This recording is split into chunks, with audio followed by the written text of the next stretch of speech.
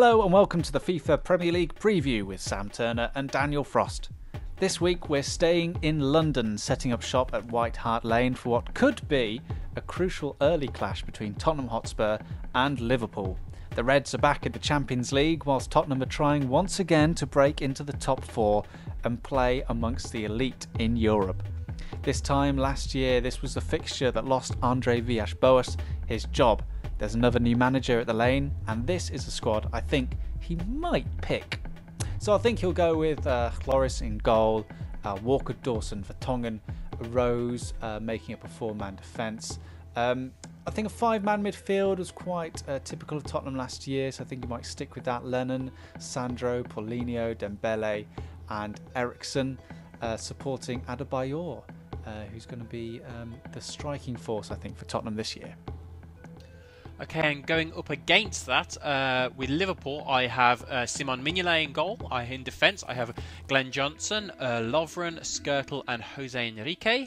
In midfield, I've gone for Gerrard and Henderson, behind a trio of Raheem Sterling, Markovic and Coutinho, all sitting behind the lead man, Daniel Sturridge. Striker! And here we go. Hello, welcome to another edition of the FIFA Premier League Preview. How are you doing? I'm fine. How are you, Dan? I'm fine. Good. Fantastic. Welcome to White Hart Lane. This is Tottenham Hotspur versus the Liverpools. The bogey match of last season. Liverpool came here and thrashed Tottenham 4-0. And then Tottenham... Liverpool at home thrashed Tottenham 4-0, and then Liverpool came here earlier in last season and thrashed them 5-0, and a man lost his job.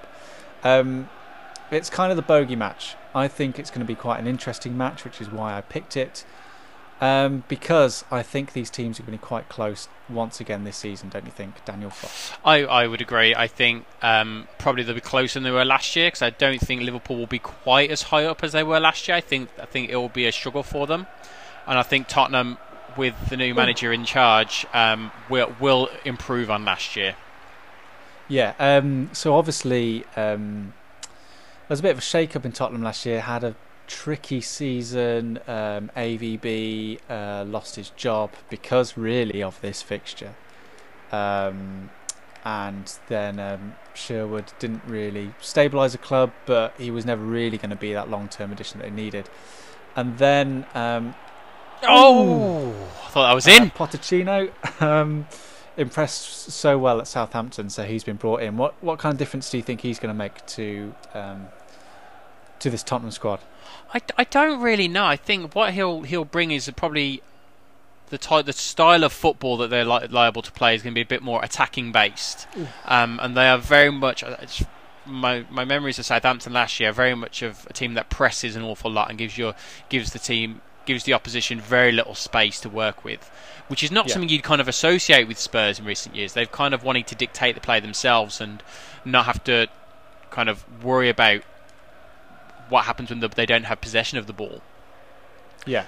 Don't you worry that Pochettino's kind of like a one-hit wonder, only really had one season to prove his worth? I mean, he did do well in Spain previously. I mean, he didn't do as well in Spain as he did at Southampton, and the praise he's got for Southampton. So that has been something that's probably relatively new to him. The level of success he's had here, but I think he clearly has. He's clearly a very good manager, and he's very very tactically astute. If you were a Tottenham fan, have you kind of given up hope on them being in the top four now? You're just like, well, if you don't make it, it's just like every other season. No, because I think for me, I think that one of the biggest things for Tottenham is the fact of people may look at Tottenham and say, they haven't really signed anyone or anything like that, but they signed so many players last year that obviously was the destabilising effect. But those players have all been in the Premiership for a year now. Yeah, and it was only until the back end of last year that players like Eriksson were really showing their sort of steel, and everyone was saying that he's going to be, he could be a world beater, a world class player. Hang on, there's men over here. Oh, that was a bit of a silly pass. And again with Adebayor, who seemed to really sort of find his feet after AVB left. And Adebayor, I think, is a decent striker. And the only problem with Adebayor is I don't think he'll do as much this year as he did last year. Only through kind of, that's what history tells me, because he tends to have a good season once and then he kind of just drifts into the background again. Okay. Midway through the first half, it's still 0-0 here at the White Hart Lane, which I guess is how Tottenham would like it. If you're wondering why we aren't commentating on a horrendous loss from either team or a magnificent win within the first 2 weeks of the Premier League, it's because we're recording these ahead of time. Dan's currently on his holidays, on his honeymoon in Rhodes. I hope you're having a wonderful time. I think I am. I hope you are. Are you? I hope so. Well, last week we discussed how you might be on your own in a pub with other men. Yeah, but I kind of also decided that wouldn't be the best thing to do on my honeymoon. No, I'm kind of glad we had that intervention. So when you're back, we will be more up to date with exactly what's going on. With what's happening in the league, a sneaky offside there. Some strange managers standing in the foreground at FIFA 14. How are you getting on with FIFA 14, Dan? It's you've had a while to sort of settle into it. Are you still enjoying it, or? I am enjoying it. I mean, I'm enjoying it. I'm enjoying it in the same sense that I enjoy most FIFA games. But it is still tricky, and I'm still taking some getting used to, because there are some just kind of fundamental, not necessarily kind of groundbreaking, but kind of just overall subtle changes that fundamentally change the way the game handles, and that's still taking some getting used to.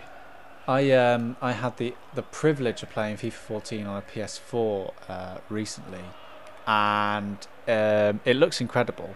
Looks fantastic. But mainly the only difference between the two versions, we're playing it on the PS3 here, is that the PS4 version has ball boys. Wow. So you know, you like it. We've discussed this before in the Premier League preview. You know how when it goes out for a throw-in, there's that they don't stop play, they run out and go and get it. Yeah. And it takes ages because there's no ball boys to retrieve the ball. In the PS4 version, there actually is a person there who pops up and throws, so you can have like multiple balls on the pitch. Yeah. And that's next gen for you. Multiple balls. That's what we've been waiting for. David Cage thinks it's all about polygons, but really, it's just about balls. It's having multiple balls on the pitch at the same time. Or a bit of lacklustre defence from Liverpool. It was their problem last season. Can Tottenham capitalise? It's gone out to the wings. Ball's come in. It's been lofted up off the defender and straight into the hands of Mignolet. We've not talked about Liverpool yet. Probably save that for the second half, as we're approaching the end of the first. How's your ultimate team going? Is it Team Thimble? FC Thimble. FC Thimble. How are they getting along? Do you like Ultimate Team? It's again, that's something that's really kind of I'm trying to get used to. It's taken me a while to kind of understand it.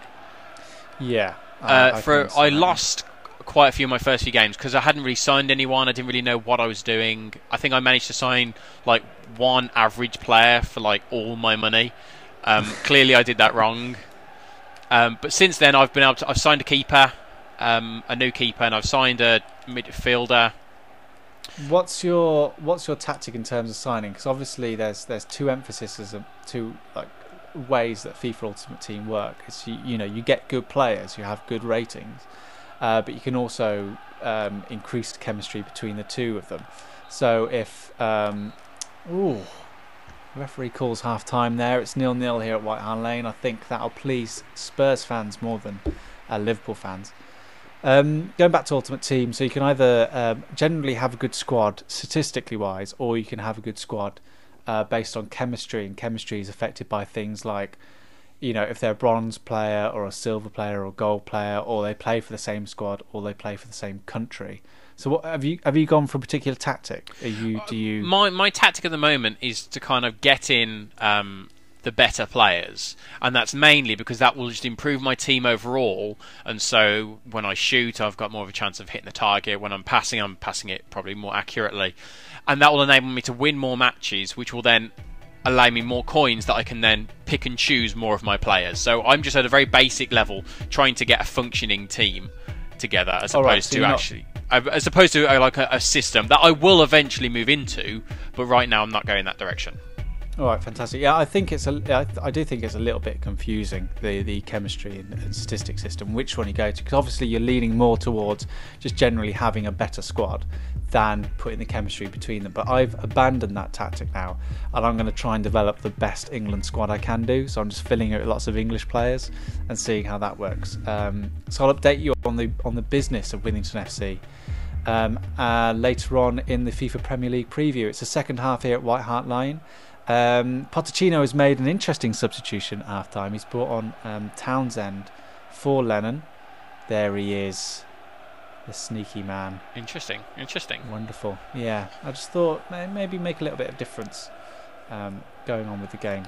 So let's talk Liverpool. Obviously the big biting point of the summer was Suarez leaving. Is it going to make much of a difference? Do you think Sturridge? I think it will make a difference. In a strange way, it's not going to make kind of a huge amount of difference. Only for the fact that goals will still come from someone like Sturridge, and I mean, obviously for them, hopefully other players. But he is such a kind of a dynamic force in their team last year that when the chips were down, you could just when the chips were down, you could give him the ball and he would create something out of nothing, and that's what they will miss. Especially when Liverpool's defence was a bit lacklustre last year, and really their tactic was we can score more goals than you because we have a genuine world class striker. Yeah, which Sturridge ain't. But obviously one of the things they have done this year is try to sewn up the defence. Bought a lot of players from Southampton. Yeah. Do you think they've bought too many?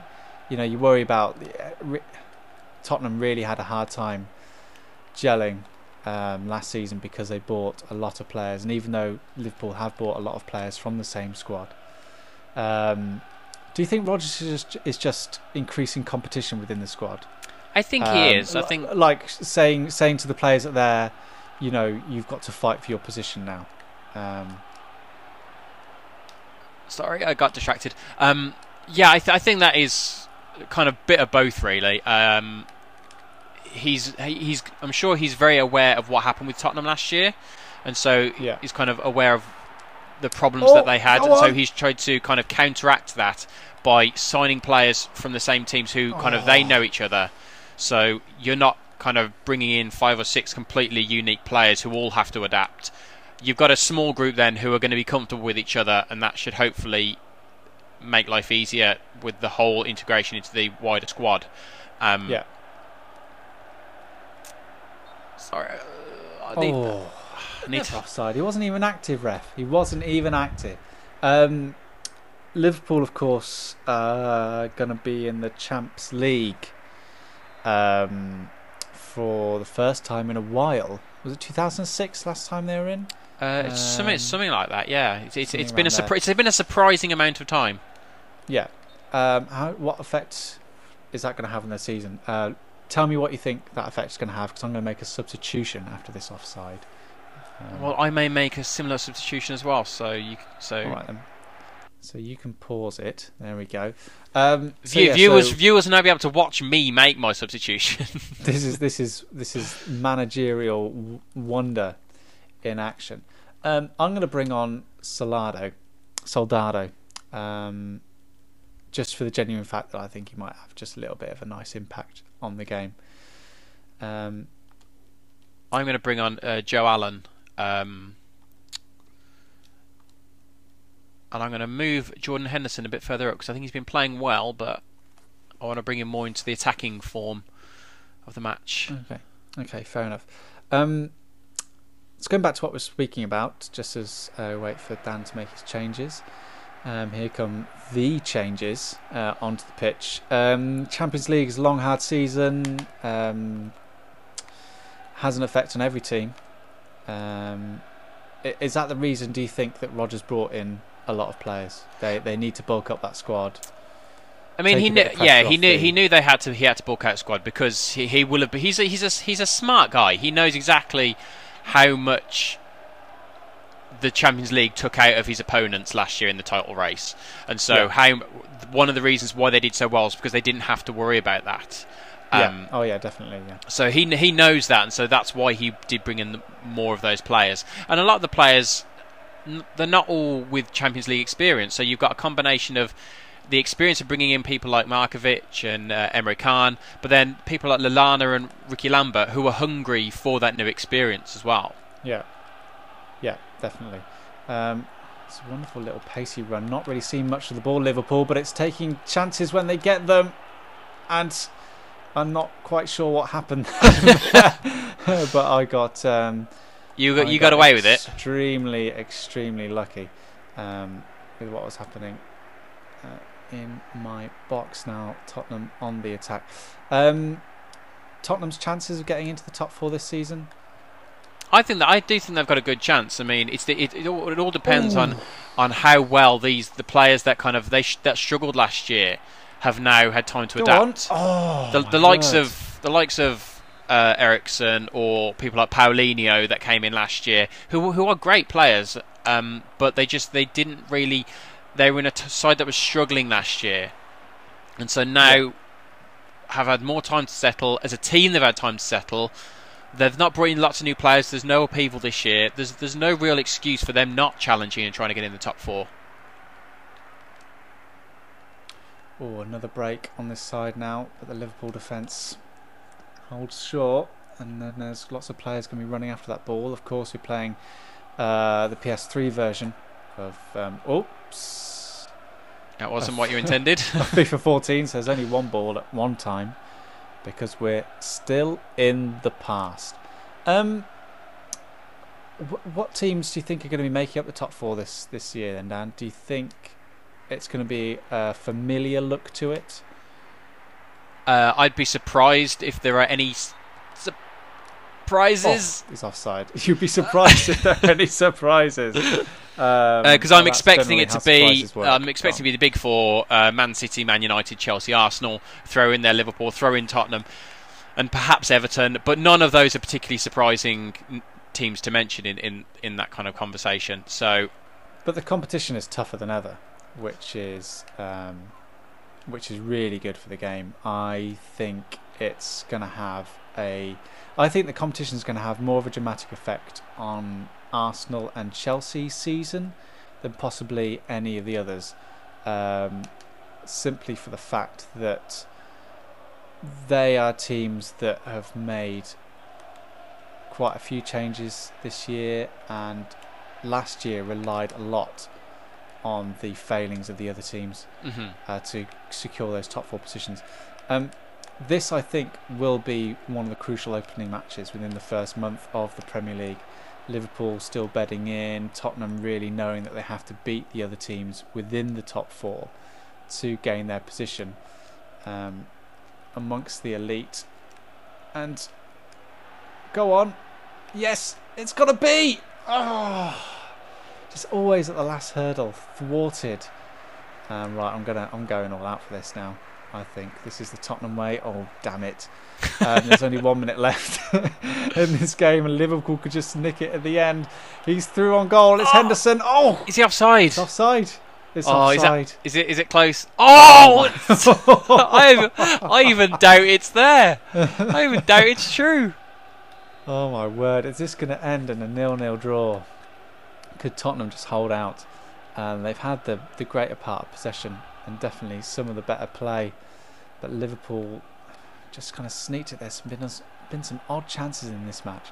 I don't think when it comes to this real game being played that this is going to be a 0-0 draw. I really don't think that is the way this is going to happen. It still could end. What great defence there in the middle, and Tottenham going to play it out of their box. And hopefully they might have time, but no, the referee balls. For some reason, I chose to start playing with 5 minutes to go at the end. Yes, exactly, which might be the tactic that they go for. So that's it. It's full time here. White Hart Lane, Tottenham Hotspurs 0, Liverpool 0. There were chances for both sides. Quite a thrilling game, actually. Quite end-to-end stuff. I think Tottenham maybe should have nicked it. It's possible it could go this way in full time. Don't you think, in real life? Well, when you look at them on paper, they do kind of cancel each other out in terms of the type where they play, the type of players they have. So a draw's not out of the question. Again, I do think probably a 0-0 is unlikely based on the defences of both teams and the attacks of both teams. But right then, that's it. That brings a close to another FIFA Premier League preview. My name's Sam Turner. Daniel Frost is here with me now. Just closing up, if you want to follow us, either of us on Twitter, mine's at Mr. Sam Turner. Dan, where can you find you? I am at Frosty D. That's Frosty with an IE and then D-E-E. Fantastic. Brilliant. Well, let's have a look at the head-to-head between us two. It's not only the teams that are under scrutiny here, it's also me and Dan. I am still loving it at the top.